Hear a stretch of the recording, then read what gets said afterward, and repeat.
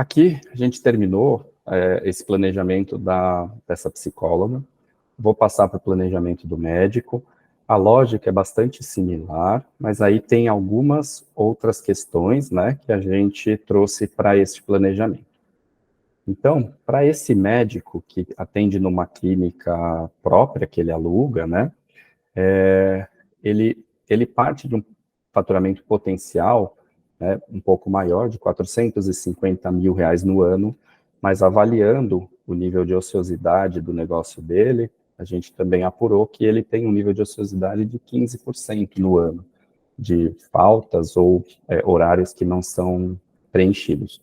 Isso impacta no negócio dele, né, ou seja, horários ociosos, em cerca de R$67 mil, chegando num faturamento estimado, aqui no caso, de R$382 mil. Então vejam que essa linha de ajuste, se a gente não pensa e não leva para avaliação de negócio, a gente partiria de uma premissa, né, em que a gente estaria supervalorizando em cerca de R$70 mil o faturamento estimado aqui para esse ano. A gente chega depois a próxima linha, a linha de impostos, e para médicos no Simples, a alíquota inicial é de 15,5% da receita do faturamento feito, o que leva, né, nessa linha cerca de 60 mil do faturamento deste médico, chegando num faturamento líquido de R$323 mil. Esse é um médico que também não realiza procedimentos, que ele tem custos envolvidos diretamente nos procedimentos. O que ele tem são alguns materiais descartáveis, por exemplo, que vocês vão ver, a gente absorve na parte de despesas, né, neste caso. Outro ponto importante que eu lembrei aqui, quero comentar, é que a gente, quando trabalha planejamento, e em finanças é um conceito que eu aprendi muito fortemente trabalhando com auditoria, a gente trabalha com a relevância das coisas. Imagina que eu estou analisando esse médico e vejo que, sei lá, ele tem um negócio que ele usa para um procedimento e tal, mas que custa R$1. É irrelevante para a análise da linha de negócio ou daquele procedimento. Então, a gente não precisa ter esse nível de preciosismo. A gente pode jogar isso no meio das despesas, porque isso vai ser absorvido tranquilamente pela clínica. Então, a gente olha bastante para a relevância dos atendimentos, até porque, dependendo do profissional, se a gente for levar em conta cada clipe, cada coisa, a gente vai abrir uma planilha com 1000 linhas, e aí também quem controla tudo não controla nada, né, pessoal? Porque não adianta ter esse controle tão mínimo, tão pequeno. Então, a relevância é um conceito muito importante em planejamento financeiro, que eu quero trazer para vocês também, aproveitando esse gancho. Perfeito. Depois do faturamento líquido, como ele não tem custos diretamente envolvidos aos procedimentos dele, a gente chega na margem bruta, que é igual ao faturamento líquido, e aqui nós vamos analisar as despesas e como elas impactam no resultado do negócio deste médico. Primeira linha de despesa aqui que nós anotamos, né, foi o aluguel da clínica. Então, já diferente da psicóloga que não tinha um aluguel de clínica, ele tem o aluguel da clínica dele.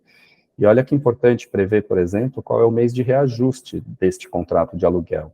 Como hoje nós estamos com uma inflação controlada, a gente previu aqui um reajuste de 5% a partir de junho de 2024.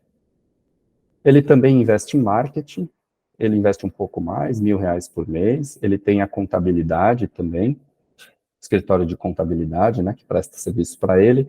No caso, ele tem uns atendimentos mais complexos, a contabilidade é um pouquinho mais cara. Material de escritório desse médico, ele usa mais material de escritório até do que a psicóloga, e ele também compra bimestralmente, mas ele investe R$200 mais ou menos por bimestre. Né, eu comentei em custos que ele usa materiais descartáveis, então a gente também prevê, né, mais ou menos pelo nível de gasto histórico dele, o quanto ele usa de materiais descartáveis nos atendimentos. Ele também vai para um congresso, por acaso a gente também colocou no mês de maio, só para deixar as análises mais padrão, só que o congresso dele é fora do estado, então ele vai ter um custo um pouco maior para se locomover para este congresso, de R$6.000. Ele também decidiu fazer um curso de atualização, ele vai pagar ao longo de 6 meses aqui, começando em março e terminando em agosto. E outras despesas, da mesma forma que a gente previu lá na psicóloga, a gente previu para esse médico também, outras despesas aqui, R$ 200, e aquela linha coringa para surpresas do dia a dia. Deixa eu acrescentar, Alan, deixa eu acrescentar, quando a gente pensou nesse exercício, a gente falou que esse médico, ele aluga uma sala dentro de uma clínica, né? Então, esse aluguel é referente a uma sala, e aqui diretamente ele não tem custo com pessoal, porque a clínica provê. Então, muitas vezes tem esse modelo, né? Você vai, aluga a sala, então você não tem gastos diretamente com a secretária só para você. Então, por isso que aqui a gente não considerou essa informação, está dentro do pacote do aluguel da clínica. Verdade, perfeito. Cris, obrigado por me lembrando. E é isso aí. Uma coisa que eu esqueci de mostrar na psicóloga, vou mostrar agora no médico, mas os impactos são muito similares, né? Olha o impacto no resultado da atividade profissional desse médico ao longo do ano. Então, por conta da sazonalidade, da quantidade de dias que ele atende, em janeiro, por exemplo, a gente estima que ele tenha um resultado, ou seja, eventualmente sobra ali no caixa da clínica deles, quase R$ 17 mil. Em fevereiro pula para 18, em março 22, abril 25, em maio, como ele vai participar daquele congresso e vai ficar alguns dias fora, já cai bastante por conta da quantidade de dias úteis que ele tem disponível ali para trabalhar, já cai para R$ 13 mil. Depois volta para 22 e ao longo do ano, né, isso vai se estabilizando entre 18 e 22 mil reais. Aqui, ele, além da queda no faturamento, por conta de menos dias úteis, comparado ao mês anterior, ele tem o gasto que ele vai fazer, né, indo para esse congresso, que a gente prevê também no planejamento dele. Então, ele precisa ter lá esses R$ 6 mil que ele vai gastar para ir para esse congresso.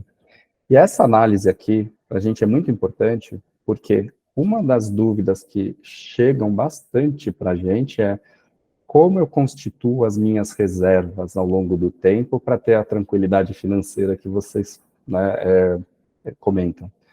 E a forma que a gente aconselha as pessoas a construir é, olhando para esse planejamento, tentar ter um nível de retirada, né, dentro do contexto que a gente apura para cada profissional, e nos meses em que esse resultado fica superior àquele nível de retirada estimado, a gente sugere fazer caixa do restante. Então, vamos supor que para esse profissional, a gente